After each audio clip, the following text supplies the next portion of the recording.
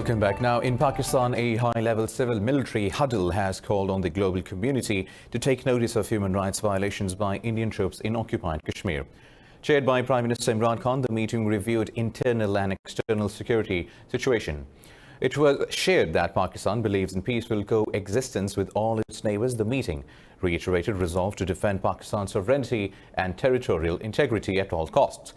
Defence Minister Pervez Khattak and Army Chief Qamar Javed Bajwa attended the meeting, among others. Meanwhile, Pakistan's Foreign Office has rejected India's remarks regarding elections in Gilgit-Baltistan. In a statement, the Foreign Office said baseless contentions about Gilgit-Baltistan elections cannot cover up India's atrocities in occupied Kashmir.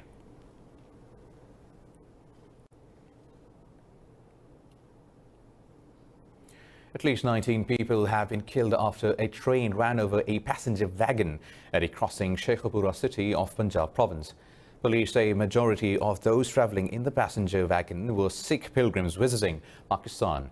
They said the Shah Hussain Express was headed from Karachi to Lahore city. It collided with the van close to Farrukhabad railway station.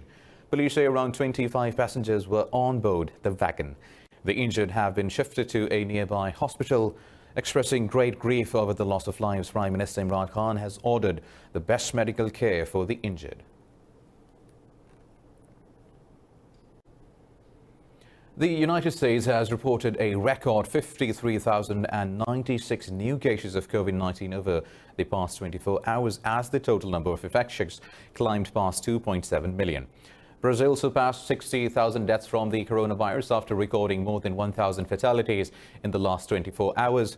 The virus has killed over 521,000 people worldwide and infected more than 10.8 million. More in this report. The new coronavirus is once again surging in the Americas, especially the United States. The number of confirmed cases in the U.S. climbed to an all-time high of more than 50,000 for the second consecutive day. 40 out of 50 states are now reporting a spike in new infections as the country struggles to handle the pandemic. As cases skyrocket in Texas, Governor Greg Abbott has made face covering mandatory in all public places. One of the best ways to keep businesses open while also slowing the spread is for everyone to wear a face covering like this when they go out. Medical studies have shown that wearing a face covering slows the spread of COVID-19 and it protects you and your family.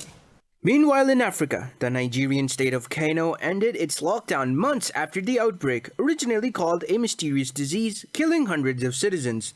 Ghana has pardoned 794 prisoners as part of measures to prevent the spread of COVID-19 in cluttered prisons. The World Health Organization has urged African governments to take effective measures to mitigate the risk of a surge in infections. The Global Health Body also said there is very little risk that pets can infect their owners with COVID-19. In Asia, South Korea has reported 63 new coronavirus cases, triggering the return of tighter social distancing curbs in Seoul. It is concerning as small clusters are emerging in a wide range of areas, making it harder for local governments and prevention workers doing epidemiological surveys. Tokyo has confirmed 107 new coronavirus infections, its highest daily tally in 2 months. But Japan's chief cabinet secretary said there is no need to reintroduce a state of emergency. Meanwhile, in Pakistan, 78 more people have died of COVID-19 in the past 24 hours, with the death toll rising to 4,551. The Health Ministry says some 4,000 new cases were detected, taking the tally of infections to nearly 222,000. The ministry said nearly 114,000 people have recovered from the virus so far. Officials said 2,479 patients are critically ill. The province of Sindh is badly hit by the virus with over 89,000 infections. Punjab has reported nearly 79,000 cases. In Khyber Pakhtunkhwa, the tally of infections has crossed 27,000, while there are nearly 11,000 cases in Balochistan. The capital city, Islamabad, has reported over 13,000 cases, while Azad Jammu and Kashmir and Gilgit-Baltistan have recorded more than 2,500 infections. In India, the number of people infected with COVID-19 has surpassed 625,000, with more than 18,000 deaths. The Federal Health Ministry says 379 deaths were reported in the past 24 hours. The ministry said that nearly 30,000 new cases were reported overnight. Officials said recoveries have now crossed 379,000, raising the country's recovery rate to 60.7% from 59.4%. The number of active cases across the country is more than 227,000. The western state of Maharashtra also saw a record jump in infections with 6,330 new cases, pushing its total over 186,000. Officials said there is an increase in the number of people with no symptoms testing positive for the virus. Still in India, one of most wanted criminals have killed 8 policemen, including 4 officers in northern Uttar Pradesh state. UP Police Director General H.C. Awasthi says 5 others have been wounded. Police had raided Bikru village in Kanpur district to arrest Vikas Dubey, a dreaded gangster facing 60 criminal cases including murder. Dubey and his gang blocked all roads leading to the village. They ambushed the raiding police with indiscriminate firing from rooftops. Awasthi said the slain officers include a deputy superintendent and 3 sub-inspectors. French President Emmanuel Macron has named Jean Castex as his new prime minister in efforts to reinvent his administration and win back voters. The centre-right politician served for 2 years as the second highest-ranking official in the Élysée Palace during Nicolas Sarkozy's presidency. This comes after Prime Minister Edouard Philippe and his government resigned ahead of Macron's planned cabinet reshuffle.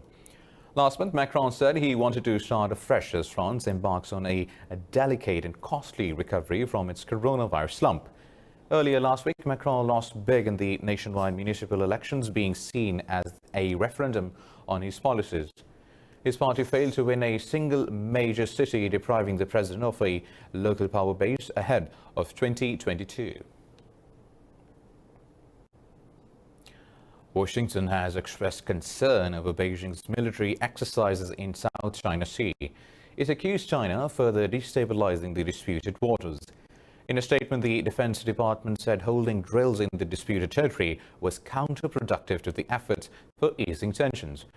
The Pentagon said the exercises will assert unlawful maritime claims and disadvantage Beijing's Southeast Asian neighbors in the region. This comes after Beijing started 5 days of drills from July 1st near the Paracel Islands, which are claimed by both Vietnam and China. Washington accuses Beijing of militarizing South China Sea to intimidate its neighbors who might want to exploit its extensive oil and gas reserves. Beijing claims 90% of energy-rich waters, but Brunei, Malaysia, the Philippines, Taiwan and Vietnam also lay partial claims.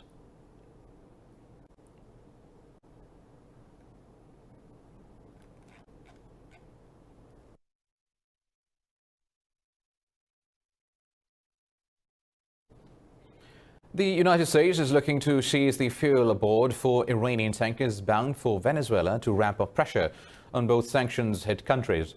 The Columbia District Court issued a warrant to confiscate over 1.1 million barrels of gasoline after a civil lawsuit was filed.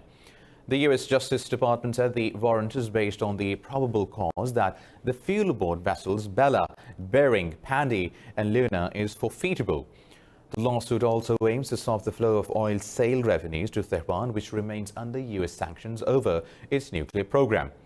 Legal experts say the gasoline can only be seized if the tankers enter U.S. territorial waters and if Washington can prove the gasoline to be forfeitable under law. Venezuela's President Nicolas Maduro remains defiant in the face of U.S. attempts to oust him through diplomatic and economic pressures.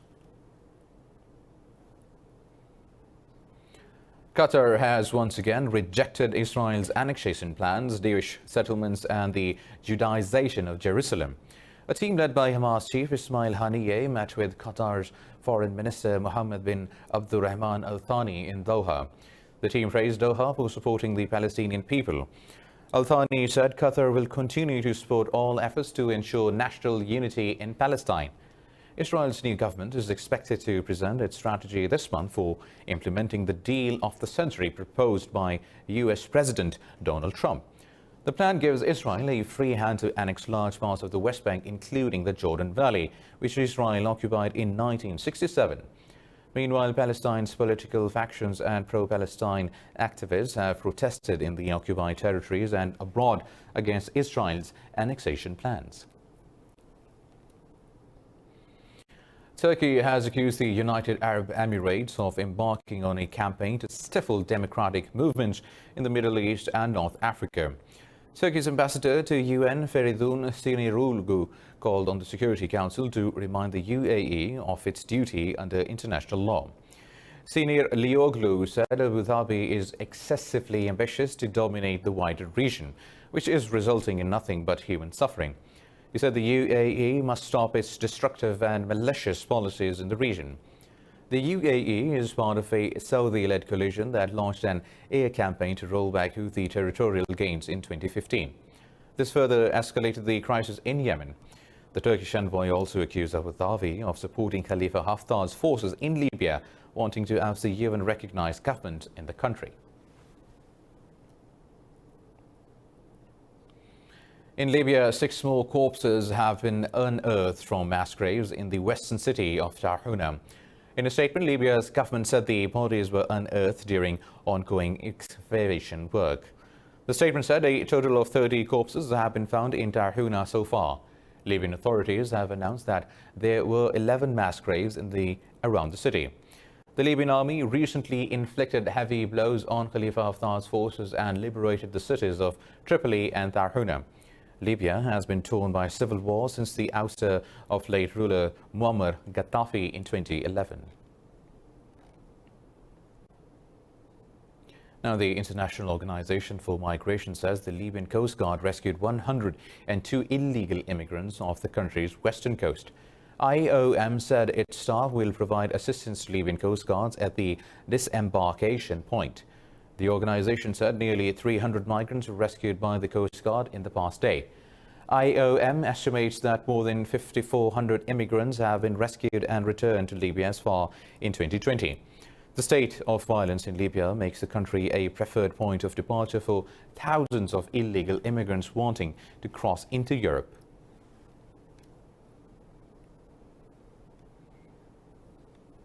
The chair of the African Union Commission has urged Ethiopians to refrain from violence following the death of singer Hakalu Hundessa.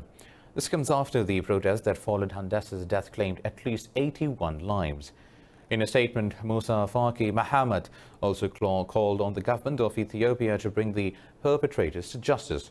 It said the Commission encourages all sides to resolve differences through dialogue and peaceful means. Mahamat reaffirmed support for the Ethiopian government in their efforts to promote a stable and prosperous country. Ethiopia's Prime Minister Abiy Ahmed has warned he will not tolerate any further destruction of public property and infrastructure. Internet service remains suspended across the country since Tuesday.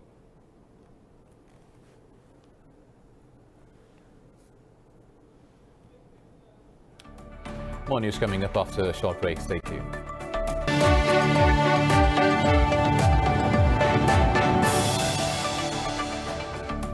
Welcome back. Now, Venezuela has reversed an earlier decision to expel the EU ambassador in response to the bloc's sanctions on Caracas.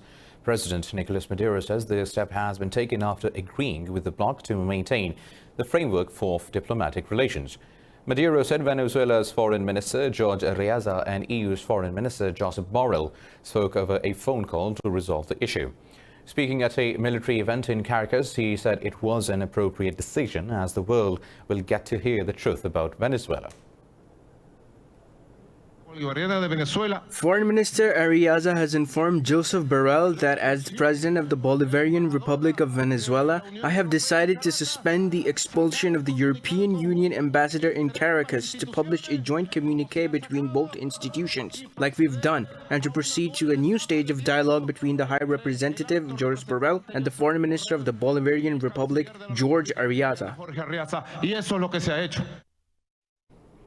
The European Court of Human Rights has condemned the treatment of 3 men asylum seekers living in France. In a judgment, the court described their living conditions as inhumane, and degrading.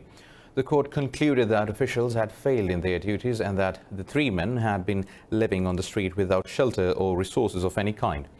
They had been sleeping without access to sanitary facilities and in constant fear of being attacked or robbed for several months. The judgment is based on Article 3 of the European Convention on Human Rights. The judgment also imposed a monetary penalty on the state, obliging it to pay each of the three asylum seekers between 10,000 and 12,000 euros.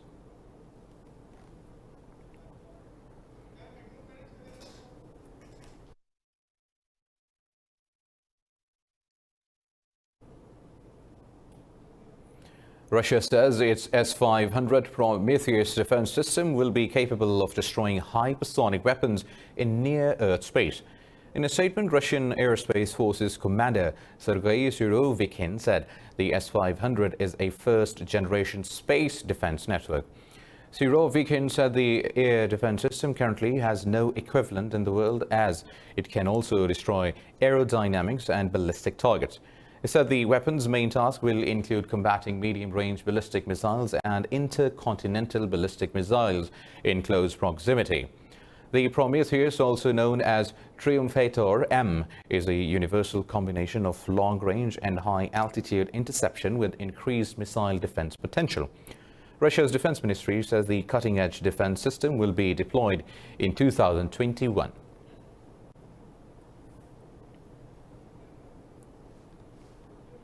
A UN-led report has found that the world dumped a record 53.6 million tons of e-waste in 2019. The Global E-Waste Monitor 2020 report said just 17.4% of the waste was recycled. The report found that China, with 10.1 million tons, was the biggest contributor to e-waste, and the US was second with 6.9 million tons. It said India comes third with 3.2 million tons. Global warming is just one issue cited by the report, as it noted 98 million tons of carbon dioxide was released into the atmosphere due to inadequate recycling. This year's coronavirus lockdowns have exacerbated the problem.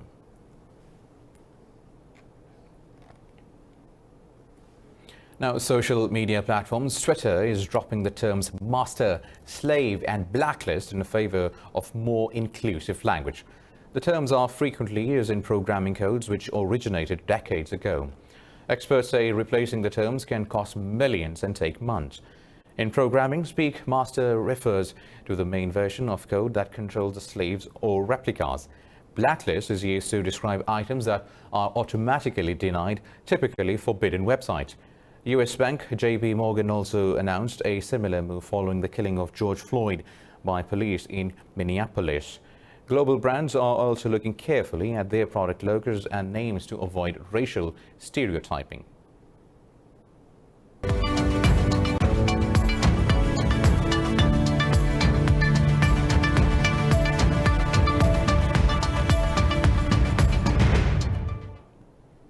The South American trade bloc has held a virtual summit to finalize its impending trade agreement with the EU, among other agenda issues.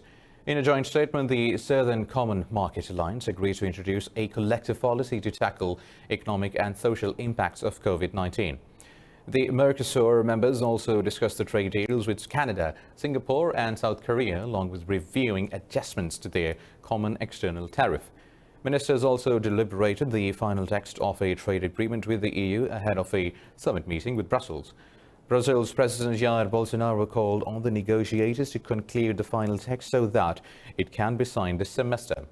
Bolsonaro reassured the bloc that he was working to undo the damage caused by his administration's policies on the Amazon and its indigenous people.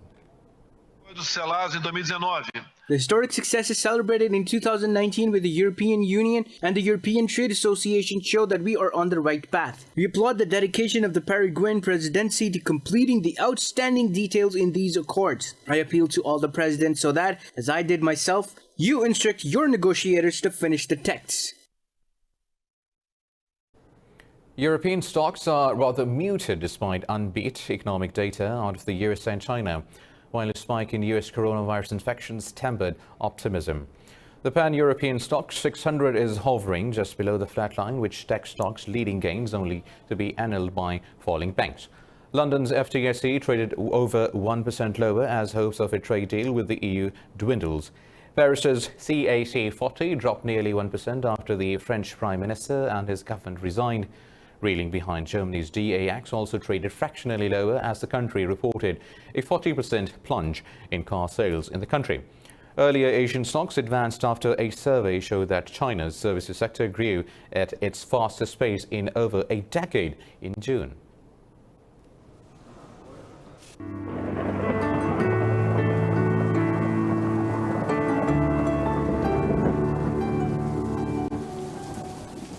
And now let's have a look at the weather update across the globe.